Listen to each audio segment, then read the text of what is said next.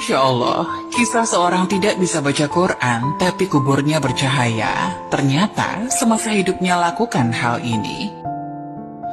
Sebuah kisah diceritakan bahwa seorang lelaki melalui sebuah kawasan perkuburan di suatu malam yang kelam dan sunyi. Tiba-tiba, dia terpandang suatu cahaya yang terang benderang muncul dari sebuah kubur dan terus menjulang ke langit. Tertegun dan kaku melihat kejadian itu, dia terpikir kemungkinan kubur ini adalah kubur seseorang yang sangat istimewa. Mungkin ia seorang wali Allah, atau ulama, atau orang soleh yang istimewa kedudukannya di sisi Allah. Diambilnya sebatang kayu, lalu dipacak di atas kuburan yang bercahaya itu. Keesokan harinya, lelaki itu datang lagi ke kawasan perkuburan itu dengan ditemani beberapa orang kampung. Beliau ingin menyelidiki dan ingin mengetahui kubur siapakah yang sangat ajaib itu. Untuk mengetahui dengan lebih lanjut, lelaki itu berkunjung ke rumah almarhum dan bertemu dengan istri si mati, lalu menceritakan keajaiban yang dilihatnya di perkuburan suaminya. Anehnya, istri almarhum terkejut dan keheranan. Dia sangat mengenal suaminya. Suaminya bukan siapa-siapa. Suaminya seorang petani biasa saja. Bukan seorang alim, bukan seorang ahli ibadah, bukan orang soleh, apalagi bukan imam. Bukan muazin, bukan guru Al-Quran. Malah suaminya tidak pandai membaca Quran, dan dia tidak pernah mendengar suaminya membaca Quran.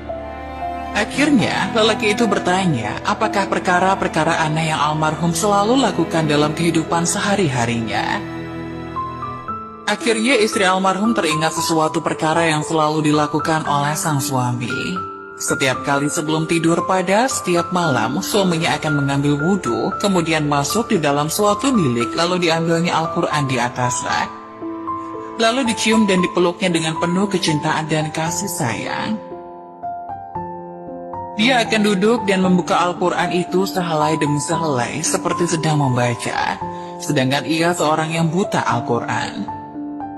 Dia akan meraba-raba ayat Al-Quran itu dengan tangannya, seolah-olah sedang menyentuhnya dan membelai sesuatu yang sangat dikasihi. Tambah istri almarhum lagi, dia pernah mendengar rintihan dan esakan tangis suaminya yang sangat sedih mendayu-dayu dengan penuh penyesalan. Tuhanku, ampunkanlah aku karena aku tidak mampu membaca kalimat-kalimatmu ini. Janganlah engkau hukum aku di atas kebodohanku ini, ya Allah. Maafkan kesalahanku, aku tidak mampu membaca kalimat-kalimatmu. Aku tidak dapat bersahabat denganmu, aku tidak dapat memahamimu, tapi aku sangat mengasihimu, aku sangat mencintaimu.